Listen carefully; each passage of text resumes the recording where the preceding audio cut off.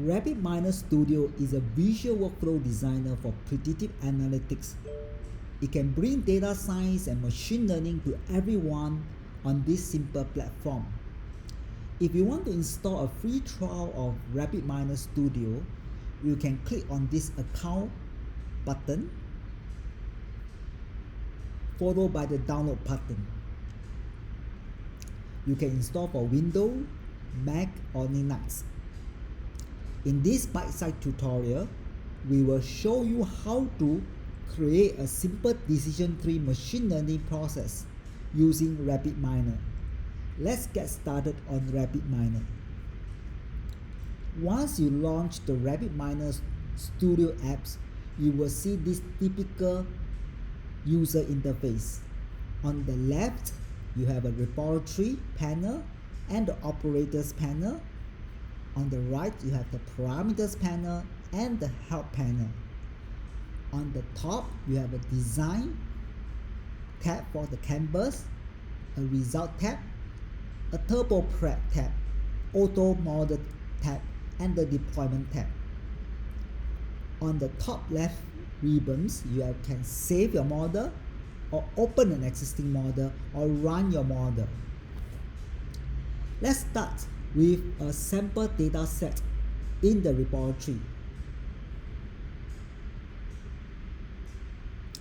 If you want to view the data inside this data set, you can link out this port to the result port and run the model.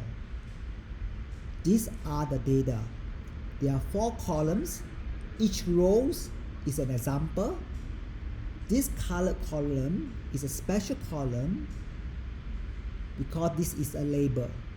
The other 3 columns, also known as attributes, they are the features. So over here we have 3 features: age, gender, payment methods. Based on the features, we can classify a customer whether it's going to be a future customer or not a future customer. So let's build a simple decision tree machine learning model to do the classification. First, we will split the data into training and testing data set.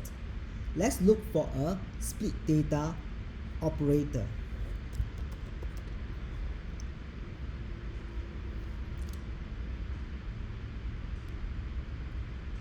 Double click on the operator. You can add the entry.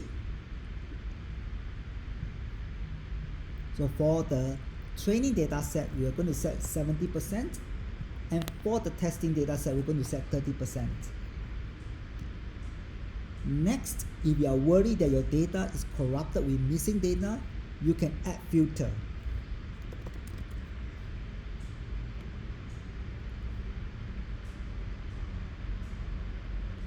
Double click on the operator. You can add as many filters as you want. For this illustration, we'll just add 1 filter, which is the future customer. All the missing data is indicated by a question mark. So if you want to filter out this question mark, you can put does not contain question mark.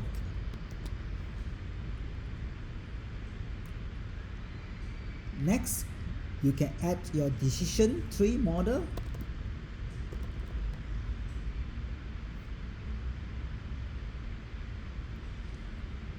And after the training, you can apply your model.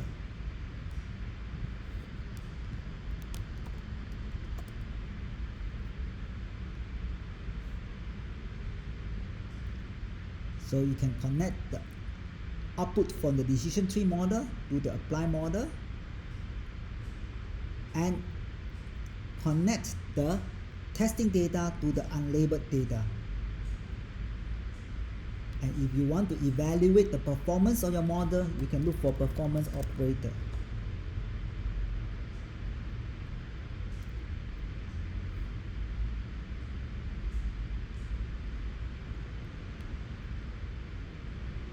Connect the label data to the label of the performance, and then connect the performance to the result.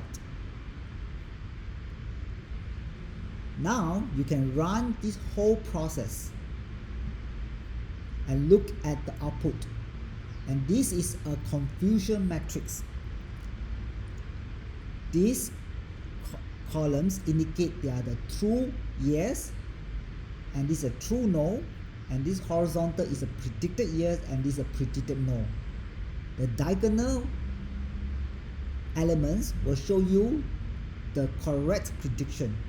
The off diagonal elements will be the wrong prediction.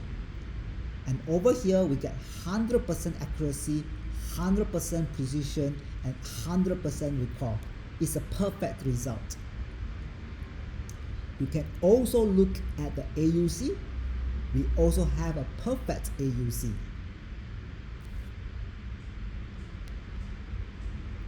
Next, we will do a slightly more complicated process with cross-validation. Before that, if we want to save this model, we can click Save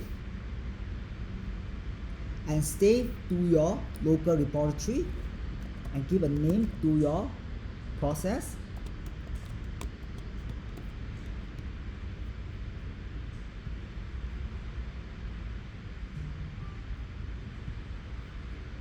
If you want to retrieve up the process again, you can always look for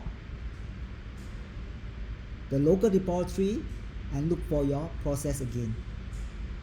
Okay, now let me do a more complicated example with cross-validation. Let me delete all this. Let me add a filter.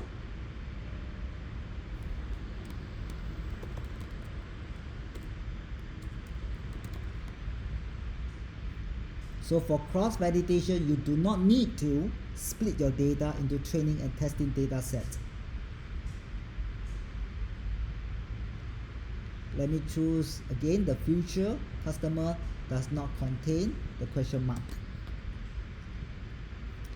And I'm going to add a cross-validation.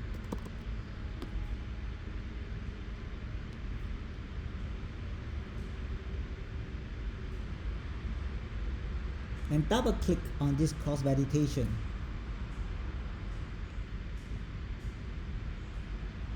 So there are two panels over here. The first panel is the training. So let's add the decision tree model.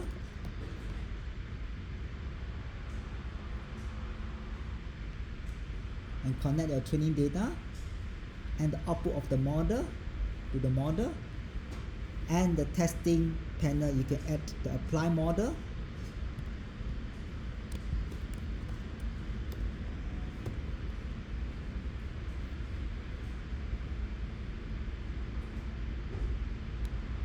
And also the performance.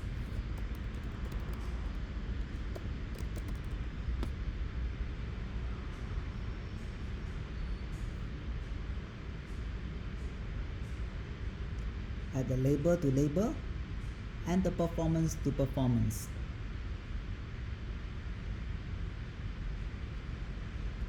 And you also need to add the testing to the unlabeled data.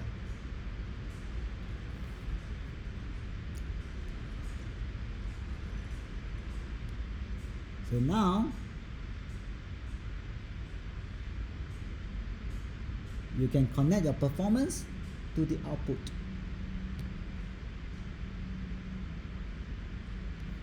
And run your whole process. So this is the output from the cross-validation, which is typically more accurate than the simple split of the training and testing data set. Now you have some of the prediction that is wrong on the off diagonal elements, and the precision has dropped to about 91 to 97%, and the recall is about 92 to 97%. And this is the AUC. It's not as perfect as previous, but the model generally is still good. If you are happy with this model, you can save